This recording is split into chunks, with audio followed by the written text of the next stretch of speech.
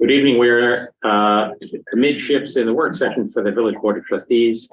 Today is Monday, February 27. Next up on our agenda is to review the senior center budget, followed by the Justice Court budget, and then we have our regular meeting. So let's bring up the senior center budget.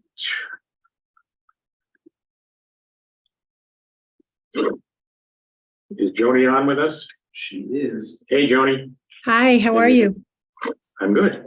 Let me share the screen.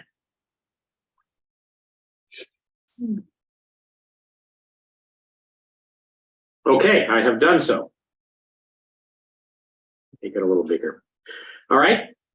So we're on the expense side, and obviously the full-time salaries are fixed in place. For the benefit of those who might be watching, that line Ehrlich is going to change because that woman Ehrlich is having the temerity to retire on us. I'm joining the other side of the counter now. All right. Well, more power to you. Well deserved. So part-time, 2023, not using any of it. 2024, very small number. Well, this This is line part-time 101. position is for our Are You Okay phone calls, and currently I have a volunteer doing it. Yes. You know, the hope is that she stays, but I won't know that. Okay. All right. And in the hypothetical that she didn't stay, that number would have to go back up again. This what we've asked for will cover it. I see. Okay, great. Overtime's a small number for programs or staff absence. Conference training, obviously pretty straightforward. Yeah. Supplies, pretty straightforward. Maintenance contracts have gone up and down a bit. Although I guess we're not through the fiscal year 2023. So that's a fixed number for the HVAC. How's that going? Is the HVAC okay now? We've had some years past quite a bit of struggles with it. We did some major repairs in the last couple of years, so it seems Right. you know, most of it's pretty good. There's a couple of little issues, you know, that they take care of as they come up, Right. but for the most part, all is good. You're warm in the winter and cool in the summer. Just like we like it. That's the idea. And Mr. Mayor, that's what some of the CDBG funding went towards. Or the Yeah, right. HVAC upgrade. Likely the generator now up and running. Service twice a year, 1070. Printing mass mailer. Yeah, a That- few years Yeah. ago, we talked about doing a mass mailing, and I think we've kind of landed on just kind of one major mass mailing and like a 5x7 postcard type of thing. And Yes. this was just a bid as to what it would cost if we decided to go forward with that for the And new that charge. would be just an opportunity to increase awareness of the range of services. To increase awareness, what's going on, that we're there, that we're not a nursing home, all of those things. Okay, so that seemed like a good idea. Utilities are what they are. Is that even enough given what's going on in energy rates, Eric? It's hit or miss. Yeah, last year we increased those quite a bit. So we're projecting right now we're at 12,000. And at that rate, we should hit budget, but. Okay. So, I mean, last obviously, year we increased utility rates by about 20%. so not that it's a big number, but $150 a month for Cablevision internet seems kind of high. That does our work computers, and then we have a computer lab as well. Yeah. So all I can say about that is all of these suppliers come up with numbers that are generally negotiable. It may not be, it's not like you could negotiate that down dramatically, but having gone through this myself recently in my work life, they jack up the numbers and hope you won't notice. So again, it's a small matter. It might not be something to take on at the moment. So repairs and maintenance, that's quite a bit higher than our projected this year, but more in line with past years. Yes. We've also just recently moved. Last year, we did the MERV filters and they were under the maintenance contract. And this year they have been taken out and put into this line. So Okay, that's a little bit of the difference, but but the maintenance contract didn't go down, right? no. Oh, it did a bit, right? 2023 revised was 97 and 75. It did. That makes sense. Okay. Vehicle repair and maintenance, obviously pretty reasonable number. What are we thinking about our bus 2014? Is it okay? Mike says it's okay. It's only got, just about 31,000 miles on it. We just need Right. to try to drive it a little bit more. So hopefully then more trips will be happening. We'll get it out more and just make sure we, get the detailing done twice a year so it doesn't rust. And the Transit is practically a baby, right? 8129 miles. Yeah. He does. Okay. He does suggest us driving that a lot more. So I will reach out to Mike and see if when they do errands and stuff, if maybe they want to take our car just to get, Okay. so it gets ridden more than just around town. Yeah, right. Here it is, a 7-year-old vehicle with less than 10,000 miles on it. Yeah. All right. How many people does it fit? I'm sorry? How many people does that car fit? The Transit. You can fit 3 and 4. It fits 7. When we bought it, the seniors were using that back seat. Right now, the seniors are not able to get back in that back seat right now. And the hope is that, we'll kind of go full circle and be using the back seat again. Meaning the folks who are taking advantage of this Transit struggle to get back into it as a physical It's matter? hard to get into that third row. It is, yes. Yeah. So, at the time we bought it, we had several that could get in and out pretty easily. And that has changed over the 10 years. Mhm. Yeah, And and that hopefully obviously that'll- ebbs and flows depending on who's using the service. yeah. And then it hopefully So- it'll ebb and flow back. So outside service, mostly paying instructors for programs, but also pest service and the like. Yes. Why does that number go up and down as much as it has in recent years? For the instructors. Well, outside service as a total. 14.8 in 2022 actual, 2023 projected 16,000, 2024 requested 25.3. Well, in 2022, we were still kind of in the pandemic, so I didn't have all my Hiring, classes right. back in. Yes, makes sense. Now my classes are back in. My instructors all are looking for more money. Yes. And we're adding, now we have 9 instructors where in years past we were at 7, 8. Now Okay. we're just starting to grow again. Well, so that's good. It's all good. All right. Copier lease. How does it work that the 2023 projected is only $900 and then it goes up into the 2,200 range again? Well, we just got the copier in October. Uh-huh. So it's kind of a partial piece of 5-year lease. yeah. that lease. And then I it will see. catch up. And there were some kind of startup fees with getting it all hooked up. All right. Program supplies, dues and subscriptions, all pretty straightforward. Clinton Street Center monthly rent, fixed in place. Senior transportation, we're back up to our higher level of activity, We're getting there. Now I have 2 drivers. right? so that they cover all the activities that we do.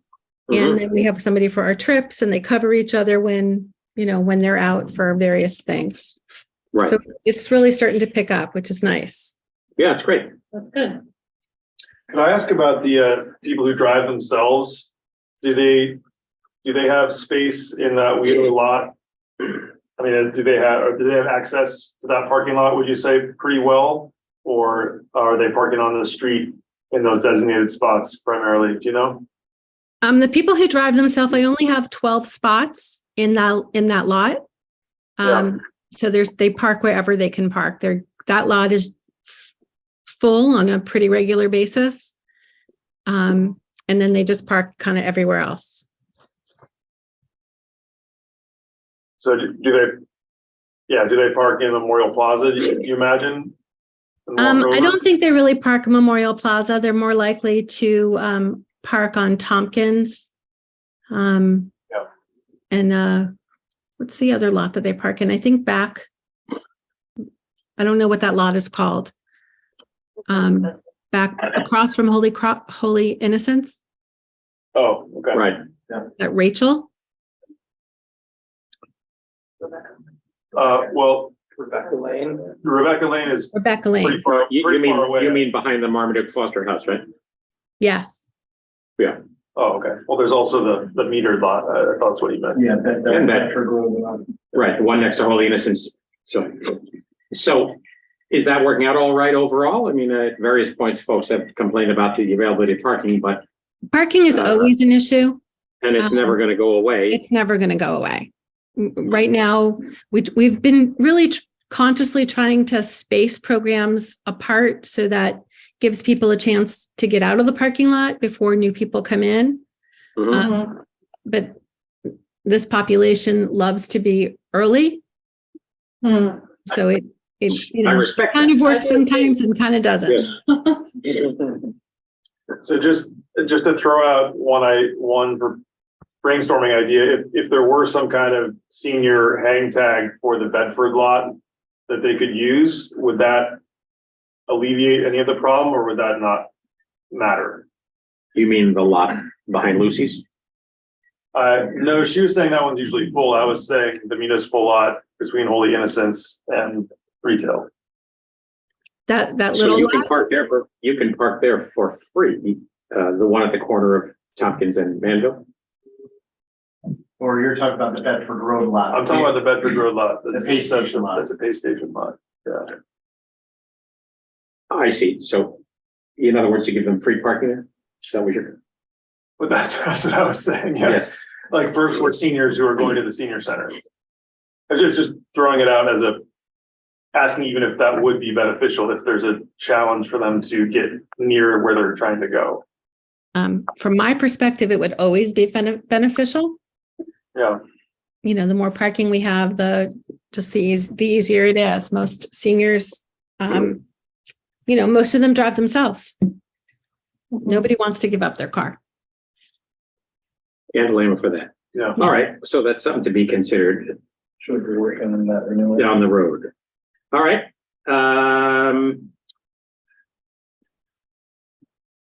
Nutrition Center. Cook, part-time food service helper. That's a category we don't have this year. No, Is that we right? don't need anyone currently helping in the kitchen specifically. And A quick question on the kitchen, Joni. Mhm. So when this is before the pandemic, right? We made a transition away from having to cook the meals that were delivered in the village, or especially outside the village, right? Yes. But the goal was to create a little bit more of a flexible menu, and to allow time to do that. Is that right?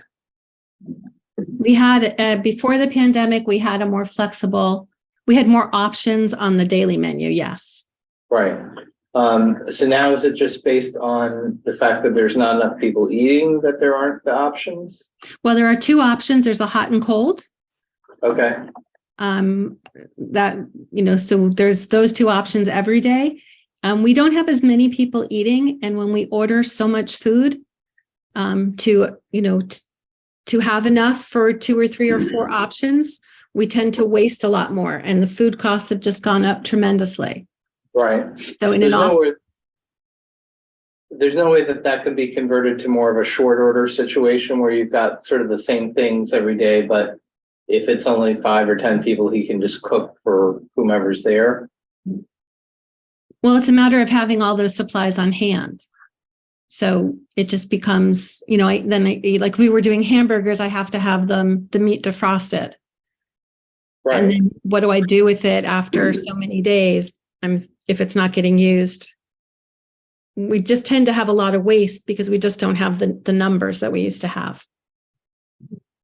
But it's a little bit more predictable too, if it's the same people coming in all the time, too, right?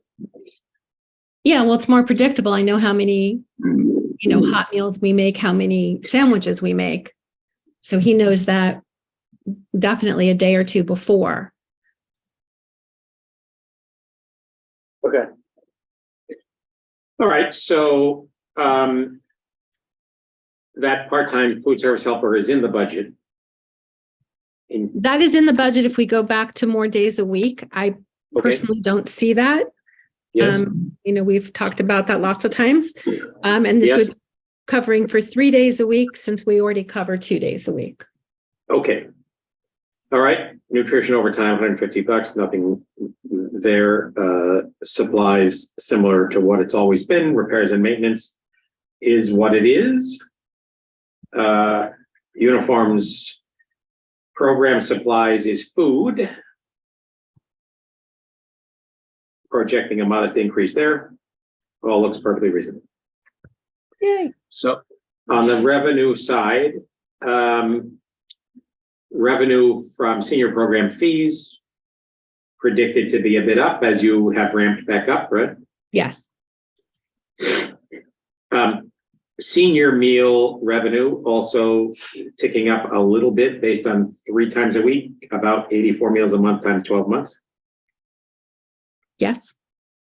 And then an option here based on 5 times a week. Well, we do 5 meals a week. We do 5 times a week, but For the home delivery. we do home delivered, and we do have meals available to go 5 days a week. We have Yes. meals in-house 3 days a week. So they're kind of separated out. Okay, I see those numbers. So it looks like the to-go meals, 280 meals a month, are reasonably popular. They're very popular. And all of that just really depends on the menu. So Mhm. And do you adjust the menu based on past performance, knowing what people like? yes, How does, I don't know this, how does someone apply to be, or try to purchase this? Can they just walk in, or like somebody that's getting it for an elderly parent or grandparent or something? How does that work? for the to-go meals, Correct. they just give us a call. We ask we ask at 9, so that by 10 o'clock we have all the numbers the morning of. And is it just by like an honor system where someone just says, I need a meal for, or do you need to show that you have somebody that's elderly age or anything like that? No, for the to-go meals, anyone can order a to-go meal. Oh, okay. If it's a home delivered meal, then there's a different process for that.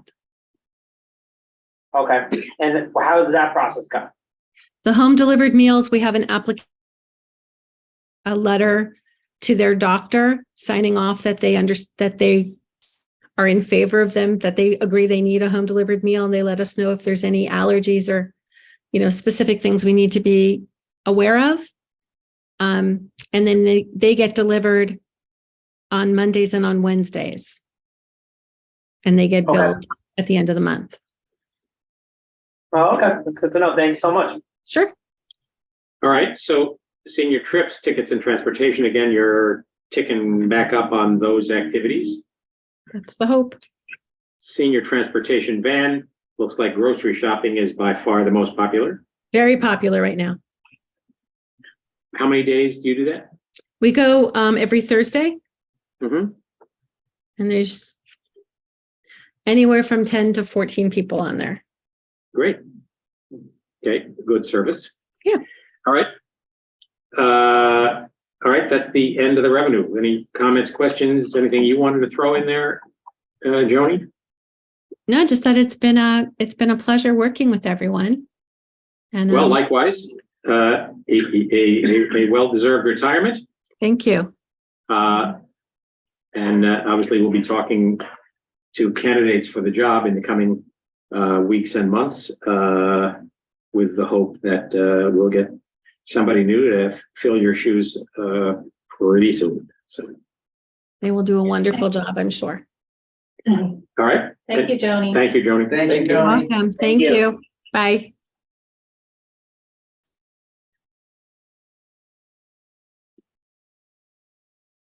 All right, we're a little ahead of schedule. Next up is the court. The retirement. Is Is with us. Steph with Okay. us? You're there? Here. You're with You us, hear me? Steph? We hear you. Hello. How are you? Hi. Hi. Let me share my screen. Okay.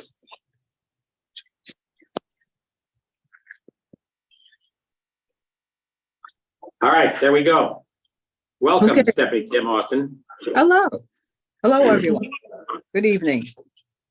All right, so we're on the expense page there. I've shared the screen. Obviously, the first line is straightforward. The salaries for you, for the village justice and the acting village justice, and for your office assistant. Yes. Part-time is the court officers, Yes. the ongoing story of Yeah. constables or officers. Yes, these are, It's Yeah. getting closer to being resolved. but as it is right now, we have a crew of court attendants. By civil service rules, they have to be unarmed. So we have them staff the court as well as a armed officer on overtime. And we're currently trying to get approval through the civil service process to hire a constable, which is permitted to be armed and would enable us to employ these court attendants who are also peace officers. That's a requirement to become constables, and then that way we don't need to utilize police officers on overtime to also staff the court. And in the hypothetical that we're successful finally in getting through this in the whole civil service system, this budget remains pretty much as it's been. Yes, where we would see a savings is in PD overtime. I see, because that doesn't show up, doesn't get ascribed to the court. Correct. Oh, right. Okay. Court overtime for 3 courts per month, same as it's been in recent years, vacation buyback. Steno service, obviously, that depends on how many trials there are, right? Yes. But there's been a little change with the steno. One of the steno companies that we were using that were a little cheaper went out of business, closed. But I don't know, went out of business, but they closed. And the one remaining one that seems to be dominating the county sort of went up on their rates. It's also reported there's a shortage of stenographers. So the rates went up a little bit, but we're not anticipating too many trials. I think it's the hearings that we're sometimes required to have a stenographer for appellate reasons that Mhm. we have more of. So And we'll that see. stenographer has to be in the room. It can't be done remotely. No, there's an issue where they need to see the witness. It's so they can identify who is who and who is speaking. The problem is with remote, this came down from the appellate court. They weren't identifying the speakers. And when the cases were going to the appellate court, they couldn't understand the transcripts. So they've set down some strict rules about how they want certain proceedings done.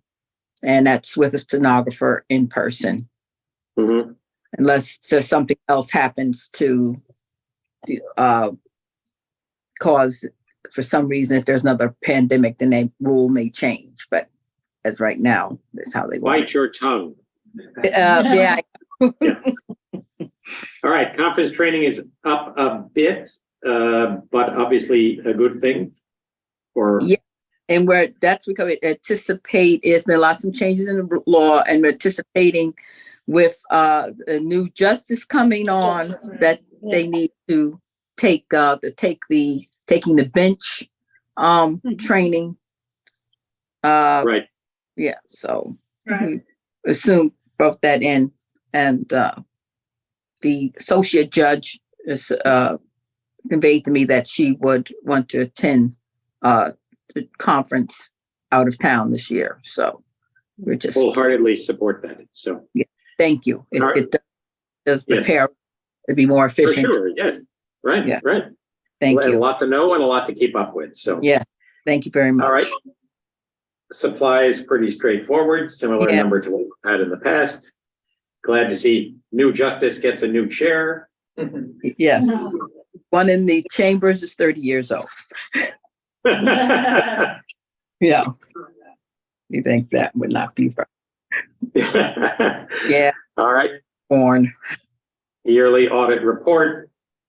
Outside services, $1,000 for potential miscellaneous outside services, dues and subscriptions. Similar number to the past. Interpreter is again a bit of a shot in the dark, right? You don't know how many you'll need. No, we just we sort of, in order to save some cost, we sort of contract directly with a Spanish interpreter who comes in regularly. So we try to avoid going through a interpreter service, which tends to cost more. But sometimes if she's not available, or it's a language that is, we have not, other than Spanish, we sometimes have to go through a interpreter service to locate someone who's a court certified interpreter in that particular language, like Mandarin, for instance, or Korean, and that sometimes costs us a little bit more. But, Right. All right. We've Bank- been, I bank- think, fine. We've been fine so far the past few years. What we've budgeted has been just about, that's made it. So bank fees, is that for the credit card system? No, well, it's really for all fees, like the credit card system for the most part is handled by the state, sort of picks that up where the fee is picked up by the person paying, but Chase still, when we, anything that's deposited into the account, whether it be electronically or manually, they pretty much hit us up for everything for some small amount. We've been with electronic, by trying to do as much electronically, that has reduced our fees somewhat. So they're running a little bit less than they were on average, between $50 to $75 less a month, a little bit. But, if things pick up with activity in a court, the fees could increase.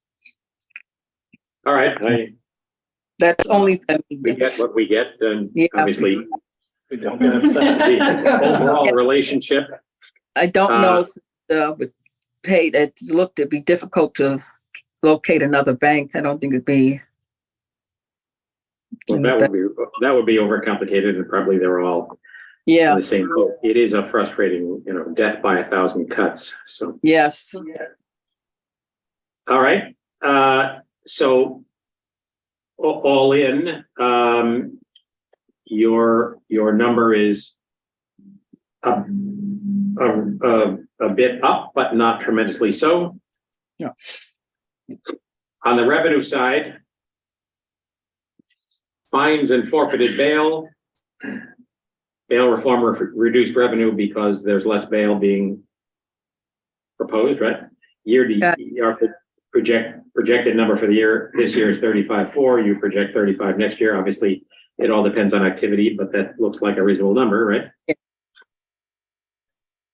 And then parking fines are down this year. We've spent much of the year with only one PEO, Yeah. that's Yes. correct. and also a changing environment in terms of parking dynamics downtown. Next year, expect that to go back to pre-pandemic numbers. Right, the list for community service worker, which is the title that our parking enforcement officers are under. The test was given in November. They took them this long to grade it and release the scores. But good news, Sarah is in the top 3, so we're able to retain her, and we'll be issuing canvas letters to do a hire. So while this is a lower, we also saved on a full salary and fringe benefits for the entire year Right, for that position. right. All right, Wonder if the Pango app has an impact on parking fines. I mean, I just informally, I know a lot of people who say, you know, I don't get tickets anymore because I get a reminder to Right. pay up. And so just informally out and about town, I hear Yeah. that that's. A lot of people also Makes sense. don't have quarters. They Yeah. like don't have the time, or they try to go to stores and they're like, oh, we're not giving them app. You know, there's so many, but the app is a boom. I mean, once you have the app downloaded and set up, it's great. I do occasionally see somebody who arrives and sees on the sticker they could use Pango, and of course, there's a setup process to download and enter and all of that, Yeah. which makes it seem cumbersome on the first try, but once you have it, I found it to be pretty successful. Absolutely. And how about the outfit that we use for the tickets? That's been working out well, Stephanie? Yes, Or is FBS, it FPS? FBS. Yes, FBS, so. they've been working out very well. Again, we're not with them. They take only a percentage off the tickets that are late. And they, And are actually paid, right? actually paid, and they do not, nickel and dime us, to use expression for every little thing like mailings and this and that and everything. So it's just very simplified billing, very straightforward. They offer a lot of customer support in other services. So they've been very good. It's worked out very well. So at some point, we should look at our backlog of uncollectibles, right? Mhm. Yes, yeah, they do. They have been using moderately aggressive to try and, collect that because, so, And they handle the scofflaw process and all of that. yeah. All right. Sounds good. Okay. Hardly anything to beat on you about here. Okay, good. Yeah, all right. And just to let you know, I did apply for a grant. I was going to try to spruce up the room, the chairs, but then what it turned out we needed, became a priority, was reducing our record management, reducing the amount of files that we have in the file room. Courts are required to maintain criminal and civil records for 25 years. So Just saying, right? yeah, so I'm applying for a $26,000 grant, which I hope to get to scan all our records, and then they can be shredded. And then that will make room in that file room for the next 2 decades of files that have to be retained. So, And yeah. and would that scanning occur here, or do we send the files out? No, it goes out. There's a company that is bonded by the state to that's allowed to touch court records. And where are They will come and get them and take them to offsite. And it's a company that they don't have to go to bid because they hire veterans and people who have disabilities. And because of that, they are contract with New York State to do any courts or municipal the And place then scanning. who stores the files and how are they made They available? Stored on a, they gave us, I think they do store them digitally. It's given back to us in the form of, that part I'm not too sure about, but I do know we're giving some sort of digital version of the files that is in control of the court. Mhm. That So would we it's given need- back to us. need to invest in some sort of servers here for that, or? No, I think it's just like it's like a portable hard drive. Yeah, but it's a whole lot of stuff, right? It's a whole lot of stuff, but that's part of the we can access it.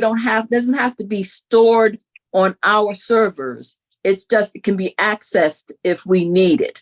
If So someone, this company that has the state contract stores it on their servers? no, it's not stored on the server. I believe it's stored on some sort of portable drive. I will check Yeah. into that. But to my Yeah. knowledge, it's not something that's going to take up any space on our servers. So that's what we Oh. just need to figure out. I mean, these are records that need to be kept, right? And need to be Yes, searchable. So- They can be kept and accessed, but they don't Okay. have to be stored, it should not affect or drain any of our data, any of our server, space. All right, so that will become clearer over time, how that goes and whether I'll there's a look backup up. of the backup and how we avoid. Yeah, but I will any look kind to of get more hacking. details about that, and the Office of Court Administration and Record Management do assist courts with that. That's not something that necessarily the municipality would have to, be concerned with. All right, well, you have every year been the Energizer Bunny in getting a grant for one thing or another. Thank you. Impressive. Thank you. And we much appreciate it. We get to sit in better chairs because Yes. the court needed them. But remember, it's basically, the court is collecting also surcharges and stuff that go to the state, and a portion of those surcharges go into a justice court fund. And I like to do everything I can to access some of those funds that are available, because Right. We send money to them, we should get back at least some share of it, right? and you have to remember, out of the 11 courts in the unified court system, only the town and village courts are not fully funded by the state. So it's important that take advantage of what little there is available from the state to help support the courts. So I'm always actively trying to research and obtain whatever we can. Well, you've done a good job of that. Thank you. You've proven yourself in multiple ways, but that's just one of them. So, Thank you. all right, Steph, thank you a lot. Okay. Much appreciated. Thank Right. you. All right, Thank you. Gary. Thanks, Stephanie. Take care. All right, We had by like half an hour. we're ahead by half an hour. Executive So session. Yeah, your let's executive- go into executive session to discuss contractual matters. So should we close the meeting then? All right, so is there a motion to go into executive session to discuss contractual matters, and then we will return at 8 o'clock for a regular session? I so moved. Second, Second. all in favor? Aye. Aye. All right. For anyone who is an attendee, we're gonna put this on hiatus for the moment and go into an executive session. Good evening and welcome to the Village Board meeting for the Village of Pleasantville. Today is Monday, February 27. We began our meeting with a work session working through the budgets of the building department, our senior center, and the village justice court. We went into a brief executive session on contractual matters, and we have now returned for our regular meeting. Our next regular meeting is 2 weeks from today on Monday, March 13, work session at 7 p.m., regular meeting at 8. As always, you can join us in person here at 80 Wheeler Avenue, second floor, or via a Zoom link, which we post in our agenda at pleasantville-ny.gov. And within a few days, you can pick up an on-demand webcast of our recorded meetings at PCTV 76.org. And Mr. Mayor, just a reminder, we have budget work session meetings, Wednesday, the 8th and Thursday, the 9th. Okay, thank you for that. A couple of announcements to make. As we have announced in the past, we have a village election, which is coming up. Our election day, the village election day in New York State is Tuesday, March 21. Our elections are run by the county board of elections, and those who are registered will get a postcard indicating where their polling place is. Have we heard yet how many polling places there are? There will be 3, the rec center, Emmanuel Lutheran and ASOS. Oh, great. Okay, so we have a contested race for 2 village board seats and a contested race for village justice. John Curley, our longstanding village justice, has decided to retire from the post. So keep an eye out for news and information, places like the Examiner, PCTV, etc., for information about the candidates. And please plan to vote on Tuesday, March 21. Snowy night. Don't want to keep folks too long, but let me just make a very quick report. As I have announced in the past, through the Westchester Municipal Officials Association, we've been working on what we hope to be a consensus response to the proposals that Governor Hochul has presented in her budget for housing throughout New York State. The short version of a very long and somewhat complicated story is that what's proposed is that communities like Pleasantville in the lower tier of New York State would be required to increase their number of housing units by 3% every 3-year period. Some complexity about how that's calculated, but that's the 50,000 foot story. And then overlaid upon that, communities that have a Metro North or Long Island Railroad train station, as well as some major subway stations, would have a circle drawn around those stations of a mile across. In other words, half-mile radius from the station all around. That would be called a transit-oriented development zone, which in the governor's draft proposal would require a community to upzone to provide increased density inside that circle. Village of Pleasantville is in what they have called Tier 2, which is a train station that's between 15 and 30 miles from the nearest border of New York City. Tier 2 would be required in this draft proposal to upzone to a minimum average density of 30 housing units per acre. Complicated story, but off-putting numbers when you realize that a circle a mile across is a little over 500 acres. If you made the assumption that half of it is unbuildable roads, whatever it might be, the remaining 250 acres upzoned to a potential 30 units per acre would be, in the case of a Tier 2 community, a potentially an as-of-right zoning for 7,500 housing units. It can't be that anyone thinks that's a reasonable strategy for Pleasantville, New York, and honestly, I don't think anybody in Albany does either. The questions are many, and a group of us who are the housing subcommittee for the Municipal Officials Association had a Zoom meeting with the folks from the Department of Housing and Community Renewal in Albany, who are in charge of this piece. I think it was a fruitful discussion.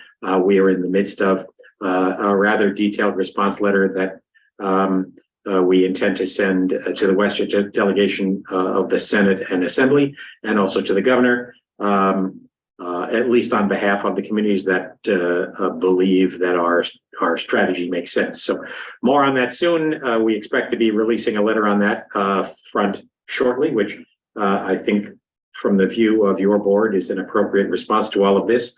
We are very much working both in front of the scenes and behind them to try to turn this thing back into something that makes some sense, because at least speaking for myself, at the moment, it makes very little sense. So more on that later. Any announcements anybody else had to make? All right.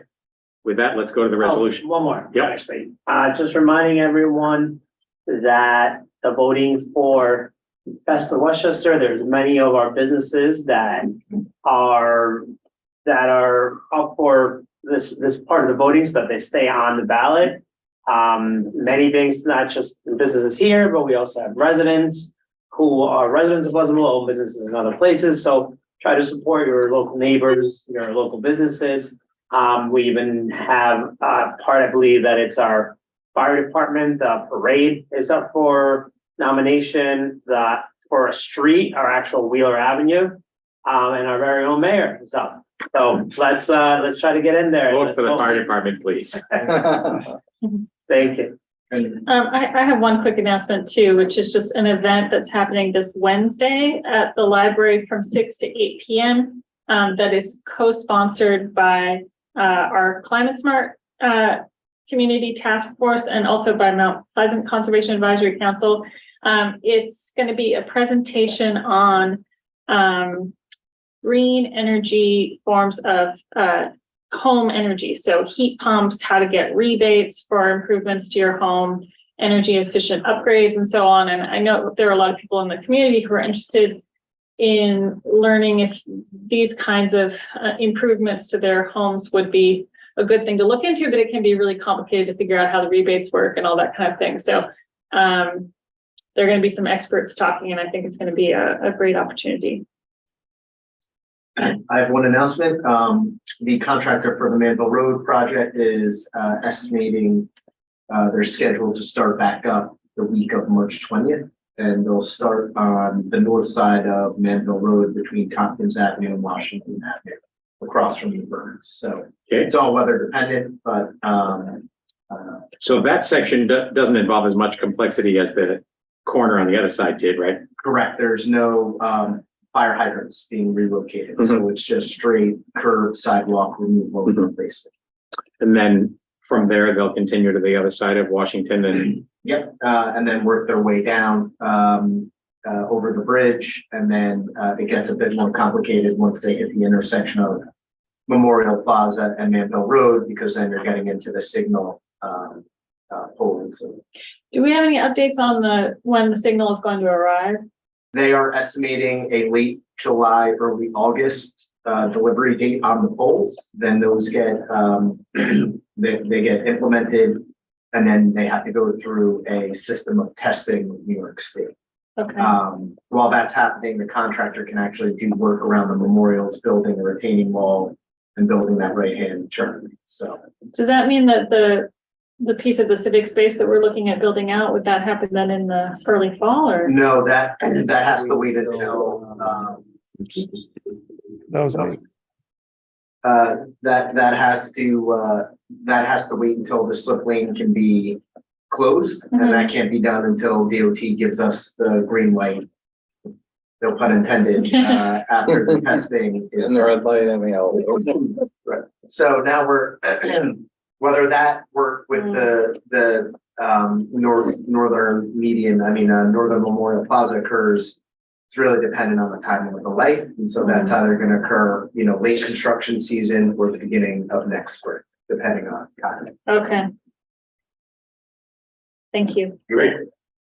So we'll keep everybody up to date as you start to see the work being done, and we'll have a regular discussion about how the work is progressing. All right, let's jump to our resolutions. Let me share my screen. Fall number 42. Hold on a sec. I'm almost there.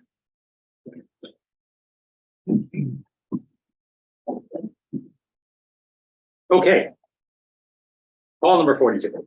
Resolved that the Board of Trustees hereby approves the minutes of the regular meeting held on February 13th, 2023. Is there a second?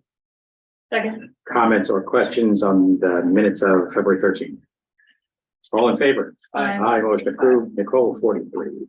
Resolved that the Board of Trustees hereby approves the following budget amendments for the fiscal year ending 2023 as listed below. Budget transfer of the general fund, $8,627.71 from parking enforcement FT to police vacation buyback. Increase of the revenue and expense capital fund, $1,825.25. Revenue of the sidewalk 50/50 program for a capital sidewalk project. Is there a second? Second. Pretty straightforward. Parking enforcement fund had extra money because we've been short one person. Yep, and the buyback is for the retirements. Right. All in favor? Aye. Aye, motion approved. David, 44. Resolved, the Board of Trustees hereby approves the abstract for payment of claims dated February 27th, 2023 for fiscal year ending 2023, covering check numbers 106-465 to 106-553 from the general fund, $83,034.85, the water fund, $3,027.08, capital fund, $9,730, the refuse fund, $4,000 $413.11 for a total of $100,205.04. The payment of claims is attached. Is there a second?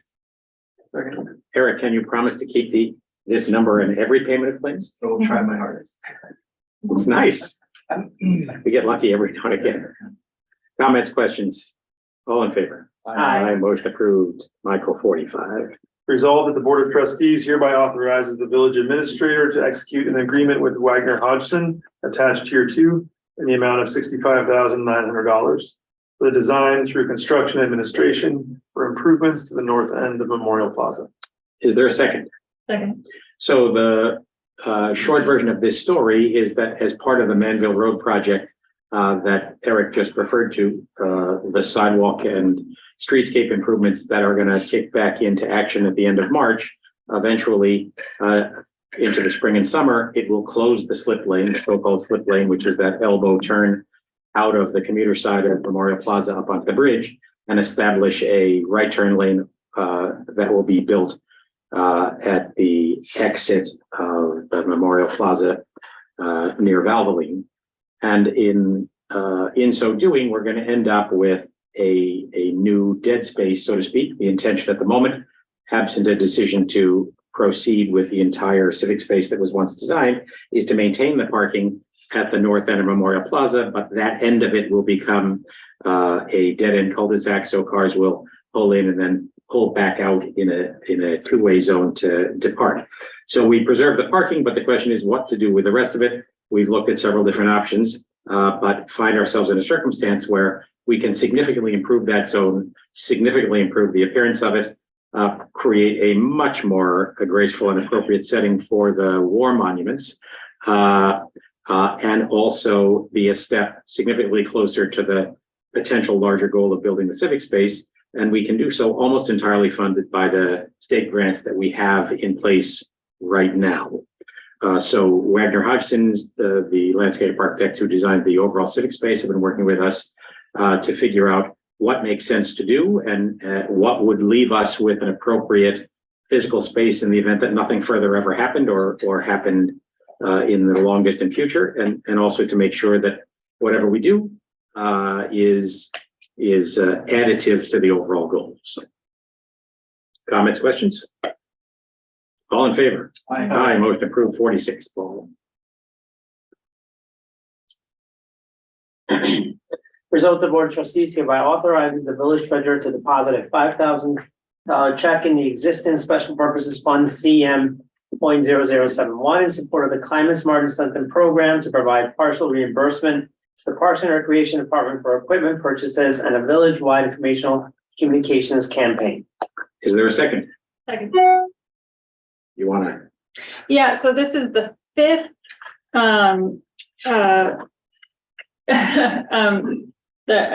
fifth, why is the word not escaping me right now? The grant, thank you, goodness, that we've gotten from NYSERDA, which is a state entity that provides incentives for municipalities to take on green energy programs. So this one, as the resolution reads, part of it is going to go towards electric equipment for the Parks Department, and part of it is going to go towards a communication campaign because we have so many different campaigns going on, but we need to reach a wider public, and also are hoping to provide some informational campaigns. For instance, the event that's going to be happening on Wednesday on heat pumps and so on, more things kind of along those lines.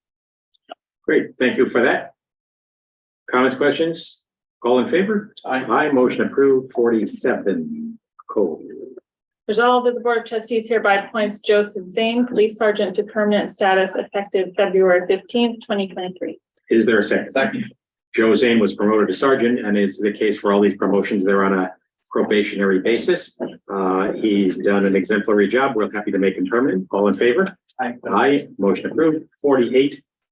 David. Resolved the Board of Trustees hereby appoints Aaron Holly, Police Sergeant, to permanent status effective February 15th, 2023. Is there a second? Second. Ditto the story with Sergeant Zane. Erin Holly's completed the probationary period. Delighted to make her a permanent status as police sergeant. All in favor? Aye. Aye. Motion approved. 49, Michael. Resolved that the Board of Trustees hereby authorize the increase in vendor fees for the 2023 Pleasantville Day. For all the small size vendors, they're increasing by $5, and the standard and large size are each increasing by $10 as attached on the following grid. Is there a second? Second. Eric, I guess I should have announced, Pleasantville Day has been confirmed to be the 13th, right? Correct. So, the 13th of May, I thought we had moved it to the weekend after that. did we? It was back. With Mike Newman. Yes, I'm sorry, you're absolutely right. You're right. Yeah. Thank you for that. Yeah. There was some back and forth on that. Pleasantville Day, mark your calendars, is Saturday, May 20th. Fine, yeah. All right, all in favor? Hi. I motion approved. 50, back to you, Paul. Result that the Board of Trustees authorizes the village administrator to execute the sponsorship agreement with Northwell Health for the 2023 Pleasantville Music Festival. Is there a second? Second. Those of you who attended last year, and hopefully even those who didn't attend may have noticed that Northwell Health came on as our lead sponsor for the Pleasantville Music Festival last year. Northwell is the enterprise that owns and operates both Phelps Hospital in Sleepy Hollow and Northern Westchester Hospital in Mount Kisco. Could not be happier to have the healthcare system that cares for us in both of those two neighboring hospitals as the lead sponsor for the music festival. Could not be happier to welcome them back again. Thank you, Northwell, for making possible the music festival. Very much appreciated. All in favor? Aye. Aye, motion approved. 51. Nicole. It's an interesting one. Resolved that the Board of Trustees hereby accepts the donation of 7 tasers from the Putnam County Sheriff's Department. Is there a second? Second. So there was a description from Lieutenant Gil Martin about this. What was not included was, why does the Putnam County Sheriff's Office not want these? Good question. They're getting new ones. I see. Newer versions. All right. Great. Well, we're only one step behind the Putnam County Sheriff's Department, but we very much appreciate their largesse. All in favor? Aye. Motion approved. No further resolutions. Is there any new business? Stop my share. Is there any comment from any of our attendees who are either in the room or on Zoom? Seeing none, is there a motion to leave a regular meeting and go into executive session on a matter of contracting? So moved. Second, Second. all in favor? Aye. Aye, motion approved. Thank you all. We will be back, as mentioned, at our next regular meeting, which is on Monday, March 13. Meanwhile, good night.